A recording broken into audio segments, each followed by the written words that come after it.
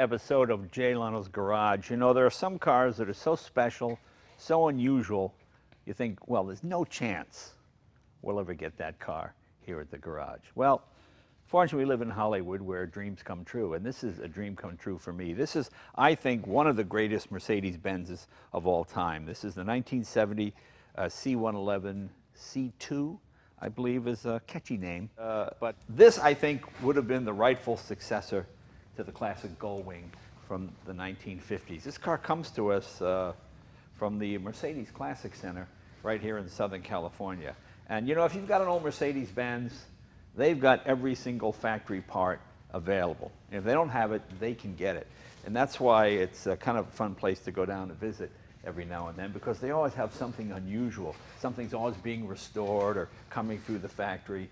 But let's learn more about this car. Constantin, come on in. Constantin, you're the marketing guy down there at the Classic Center? Yes, sir. Okay. Nice to meet you. Well, thank you. You know, this is a car, when I was a kid, it just knocked my socks off, because I had always dreamed about the Gullwing, and I always thought, I wonder if there would be something like that again.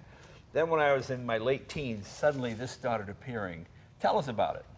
Yeah, I mean, this car was a pure sensation when it came out first at the Frankfurt Auto Show in September of '69. This is actually the second generation that was later introduced in Geneva in 1970. Slight cosmetic changes that were made in between the two, and also they moved in between the first and second generation from the 3-rotor Wankel to the 4-rotor Wankel engine, which was the main focus point for this hotbed or testbed of innovation. Because back in the late 60s, early 70s, the Wankel, which was the only new engine of the 20th century, really, everybody had gotten Wankel fever. It was invented by Felix Wankel, of course, and then General Motors did something with it. Mercedes-Benz hopped on board. The Japanese, they really took it to heart with Mazda, the RX-7, and of course the Cosmo. That was going to be the engine of the future.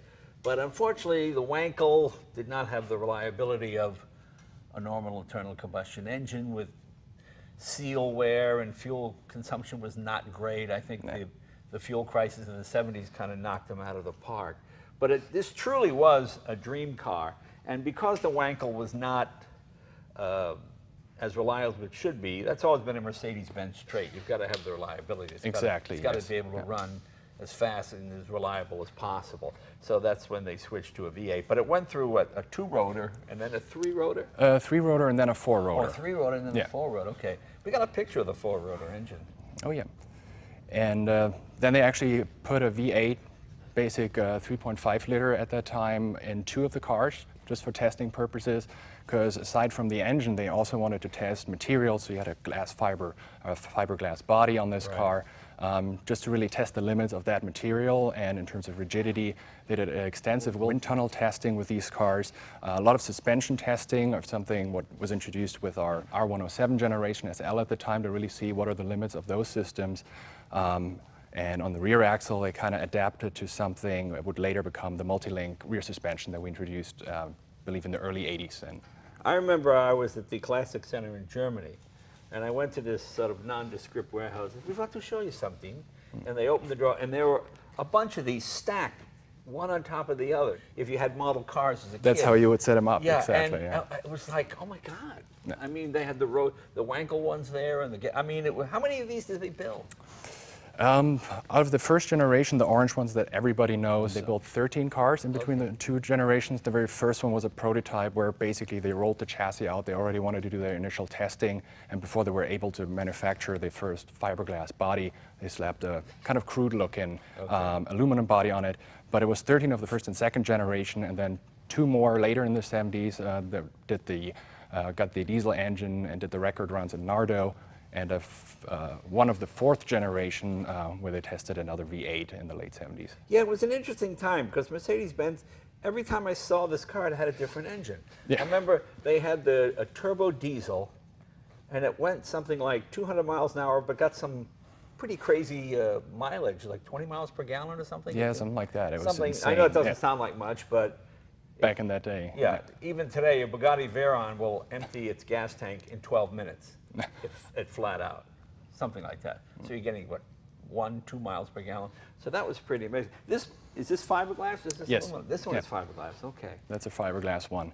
One of my favorite designers at Mercedes-Benz was a man named Bruno Sacco. Am I saying his name correctly? Yes, Bruno Sacco was in charge of overall Mercedes-Benz passenger car design at that time. I always liked the stacked headlights, one on top of the other, Yeah. like the 6.3. To me, that always made a Mercedes-Benz look like an imposing automobile. So this is totally out of his wheelhouse, isn't it? This is completely different. I would not recognize, I don't see any of his signatures on this car. No, it really stood out not only for the automotive industry at the time, but especially for Mercedes-Benz, a more, at the time, conservatively oriented car manufacturer. If you look at the other designs that we had at the time, this would have really put us on the map in terms of super sports cars of the 70s, which was the point of the whole Wankel experiment at the time as well. Yeah, it's hard to imagine, but it really was a really conservative company. I mean, when the 6.3, which was the big engine, the small sedan, that was sort of built in secret, you know, and they, a bunch of the guys put it together and they kept driving it past the boss's window. What is this? You know, and he came out and, so, you know, it's interesting because it was considered kind of a crazy idea for a conservative company to put a big fast engine in a sedan, and of course it became a legendary car. So to come out with something like this, which is totally off the wall, was just amazing. Why did this not make production in some form, do you think? Well, at first, in the really hot phase of experimenting with the car in 69 and 70, they still had, as you mentioned, the issues of really coming up with a solution of having a Wankel engine and still provide the durability and reliability that you're used to with Mercedes-Benz.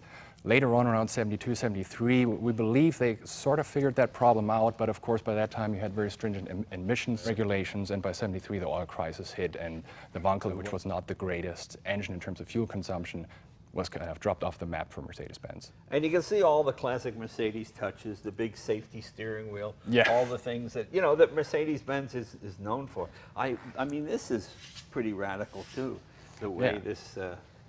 yeah, that entire section was actually closed off with the first body style, and then later on opened up to also increase a little bit of the visibility.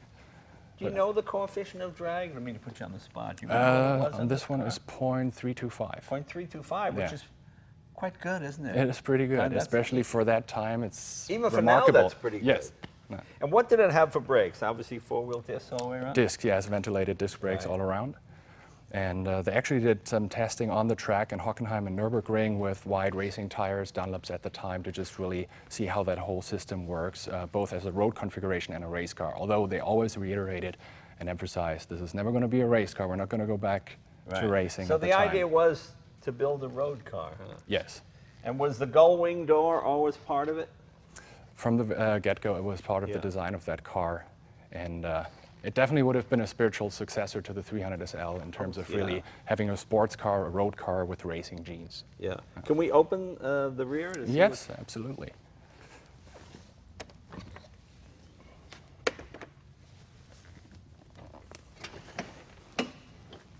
Okay. Ooh. What do we have here? 5-speed transaxle? Yeah, we had a ZF 5-speed transmission, which was available at the time. For example, on a 280 SL, you would have gotten it in the late 60s. And the transmission wasn't really part of what they wanted to test, so they just went with what was available at the time. I mean, look how clean this engine compared to all the equipment and stuff you have in cars now. Look how the exhaust comes down here. Oh, I see it goes through the muffler here.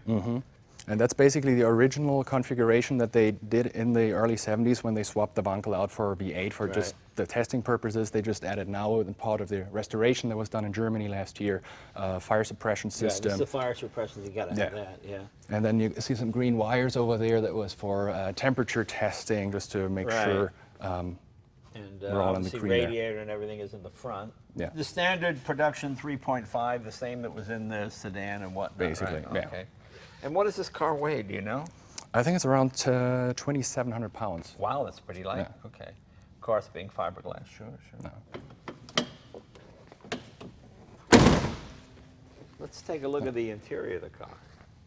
Yeah, it's very make-do in a way. As you see, the vertical arrangement of the center console there with the radio. It's just, you know, try to work with the space you got. That all seemed very sexy when I was a kid, have the radio going this way. Corvette had it. You know. Exactly, yes. I think a few other people had it as well. And of course, if you knew Mercedes-Benz and you had a 300 SL, you were familiar with this, that you had to sort of climb over to get into the car, but that just made it sort of more fun. Yeah. And obviously strictly a two-seater car. Did it have air conditioning? Yes. Okay, so it's very cool.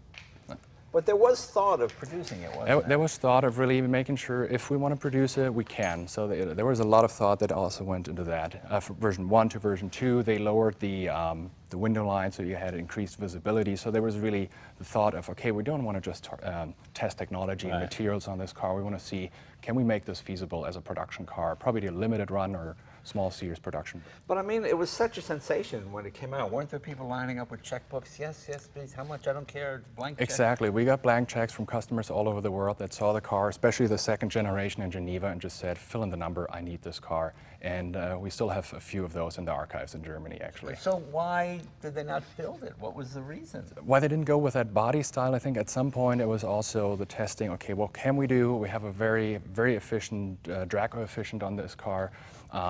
But in terms of the materials, I think at the end they've decided that this car was not up to what you expect when you have a Mercedes-Benz of the feel. Like you usually expect aluminum, steel, bodywork. So even aside from the Wankel issue, at some point it was just shelved as a project. Was there any talk of building this out of aluminum? Not that we know of. Probably there were internal considerations to do that, but not that we can follow through documentation.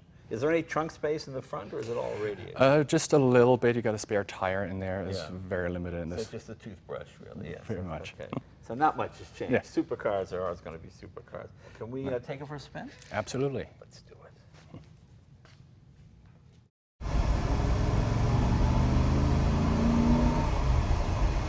Well, you got a panoramic view of everything. I know, they've really worked on the visibility here. Yeah. You know, that's my biggest complaint with modern cars. The A-pillars, I know it's safer because the rollover, but the A-pillars are so wide, I'm always looking on either side of the A-pillar. Yeah, this is one of those cars that just sticks in your mind when you were a kid. You know, I remember seeing it on the cover of Road and Track and seeing it in all the articles, and it was pretty cool, just going through all the various variations, diesels, Wankels, V8s, they couldn't figure out what they wanted. They really tried everything, yeah. Yeah, even Mercedes concept cars were full cars. The radio works, check gauges. A lot of times you drive concept cars, well, the doors don't open or you know, nothing works. It's just, don't touch this, don't touch that. Even the air conditioner works. Yeah. It's fascinating to see people's faces when you're driving. They have no idea what they're looking at. What? What is that? And you can always tell the moment when they see the star and they just think, wait a minute, what is going on here? One thing I always liked about Mercedes-Benz is the gauges never move. Water temperature goes to 180 and stays there. Stays there, yeah. It doesn't creep up to 230 and then you step on the gas, it goes down to 160. Boom, it's right there. Oh, we're starting to get some heat in the oil now. No.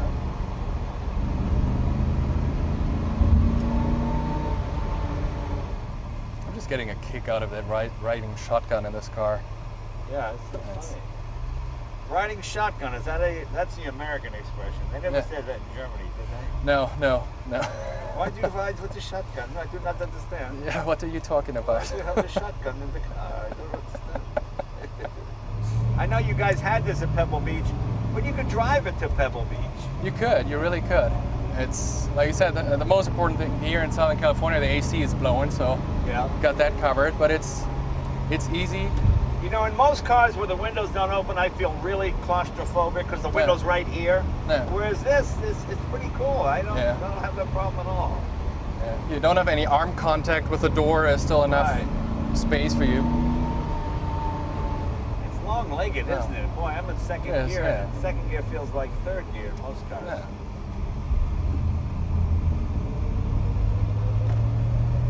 It's a nice little lean to it, soft suspension.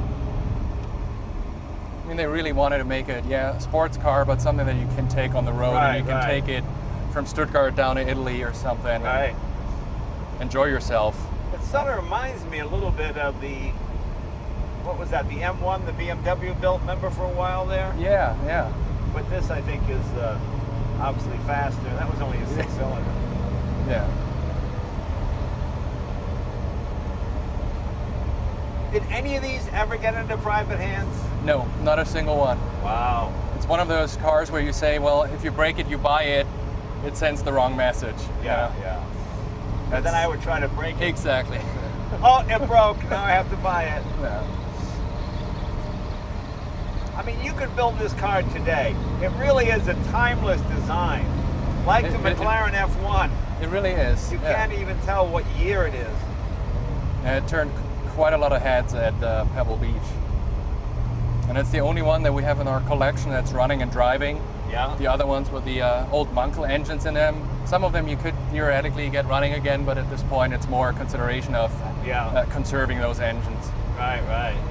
And really the idea here was, yeah, we'll put the V8 back in it the way it was used at some point in the early 70s. But it's more about, you know, making the statement and get this car out on the road, because it was almost every kid's dream to see this drive by, and luckily enough we got a chance to get it. It's no noisier than a production SL. I mean, no. For a prototype car, it's pretty refined. I mean, I see what you mean about production things, little tiny things, but certainly nothing intrusive. I'm surprised they even considered a gold wing door as late as the 70s with all the safety stuff. Like on the Countach, it came with a little hammer, so if you rolled it up, you could smash the window and crawl out. That's very Italian. Yeah. Here's a hammer, you break at the window, you get out. Simple as that. And in its current configuration, you get about 205 horsepower is what they got out of the dyno. Oh, okay. Yeah, it feels about 205. I mean, it doesn't feel overpowered, but yeah, got enough juice. Plus, you have to remember the car is 40-something years old. Yeah. You know, back in the day, the most powerful car Ferrari had in the 70s had 220 horsepower. Yeah. I mean, the horsepower has just gone so crazy. That can last 10, 15 years. Oh my God, you know, now you need 600 just to be in the club. Yeah. I mean, that just gets you in the door, you know? You got the McLaren 903, LaFerrari, you know, Bugatti 918 Porsche. I mean, it's crazy how nutty it's gotten. They really, you can tell they spend a lot of time on the test track in Stuttgart and on the track in Hockenheim and Nürburgring. And the first public road test they did was actually with Rudolf Uhlenhaut, and Hans Niebold was the project manager. Uhlenhaut must have been quite old at that point, wasn't he? Yeah, I'm not sure, but I mean, he's been around since, what, the early mid-30s for Mercedes-Benz racing? Yeah, I mean, because I remember he had the greatest road-going Mercedes of all time. The Uhlenhaut Coupe? Yeah, oh my God. Oh my God. Ooh. He was like the Bill Mitchell of Germany. He could pretty much build his, you know, dream cars and drive them on the street. Yeah. And I can't imagine in post-war Germany when everybody was kind of broke and, you know, hustling just to get enough to eat, this magnificent car goes down the road. Yeah. I can't imagine being a kid and seeing what that must have been like. Yeah. It's amazing. You feel very safe in this. It feels very modern. You know, it does feel very modern. You know, it doesn't feel like a 70s car. No. And when you realize it, this car is almost exactly in the middle of, from the invention of the car to this car to now. You know what I mean? It's like a halfway point. Yeah, it almost, just feels like a halfway point. I remember when I was driving in Germany once and I pulled into this old village, you know, one of these, very tourist trap, but built in the 1300s. There was a church over there, there was a church way over there. And at 3 o'clock, they both chimed at exactly the same time. Then I go to Italy and the hands are falling off the clock and they're not even working. And, you know, it just made me laugh. But just to pull into a 13th century village, it just made me laugh. It's crazy, yeah, but it's over hundreds of years just a cultivated, very precision-oriented culture. But see, in America, you can get away with a lot of stuff you can't get away with in Germany. That's true. I mean, in Germany, you can't really modify your car much at all, can you? Oh, there's very strict regulations. I mean, here you got to do smog basically, and that's it. That's all you got to do, depending on how old your car is. But in Germany, they do safety inspections, and if there's anything really modified from manufacturer specs, it can get very tricky. Oh yeah, yeah. So people are always amazed when they come visit me here, and you got cars running around, and you know, headlights falling out, and it's like, yeah, no big deal. You can't even really have dents in your car, can you? Yeah, 9. Huh? 9. No, you got to get it fixed. Yeah. But then again, you can drive 150 miles an hour. Yeah. But then again, you got it more civilized, I think, when you're on the Autobahn where you're only allowed, if you're faster than somebody, you got to pass them to their left. Right. It's not like here in California where you really people just go wherever. They're going the wrong direction in your lane. You know, I mean, here it's like crazy people. There was a Mercedes leather that was especially thick and had a great smell to it, and it just kind of got replaced with just a more modern leather. It doesn't. It doesn't breathe. You don't have to give it hide food or anything. It just lasts forever. But I like to go. You know, I used to love, you know, massaging the hide food into the leather to soften it up, so it'd be like a glove. Yeah, that's part of the experience of the car in a way. It's very hard when you restore these cars now and you want the period correct leather. You really got to go out of your way to find it, because anything that you get now is for automotive is almost aviation grade, you know, fire resistant and everything. And like you said, you don't have to do anything; it'll last forever. It'll retain that freshness. But on the other hand, if you restore it a couple of years, you want that patina. You want this kind of feel to it.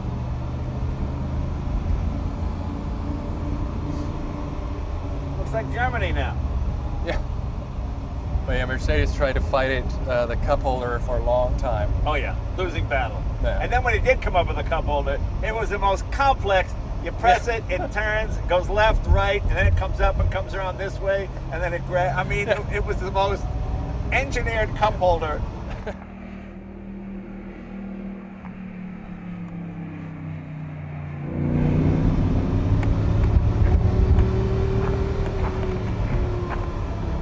Try the headlights.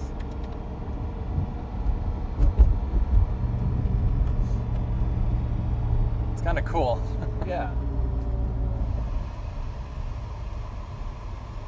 Where's the opening? Right here? It's down there. The door here. Yeah. Well, what a piece of history this is. Now you might notice we're taking it kind of easy because these tires are a little old, aren't they? Yeah, not the newest. They're a little hard. I can feel it's starting to slide a little bit. So. But we're up here in the hills. I mean, it drives like a modern car. You could build this car today. They should build this car today. We'll take it back to Stuttgart. Gotta get more guys with those checkbooks to show up. Come on, we'll take it up on the freeway and then we'll head back to the shop. I love closing this door.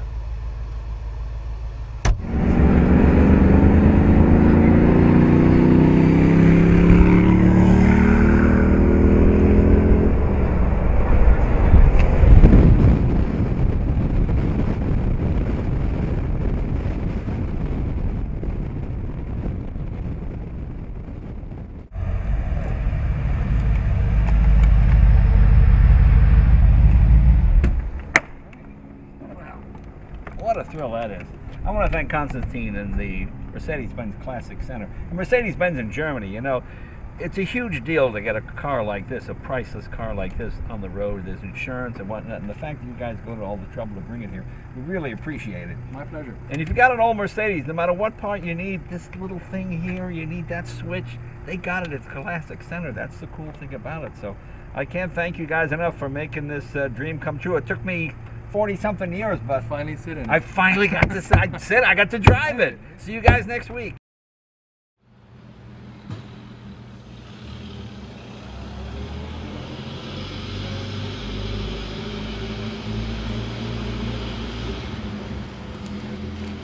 Mm-hmm.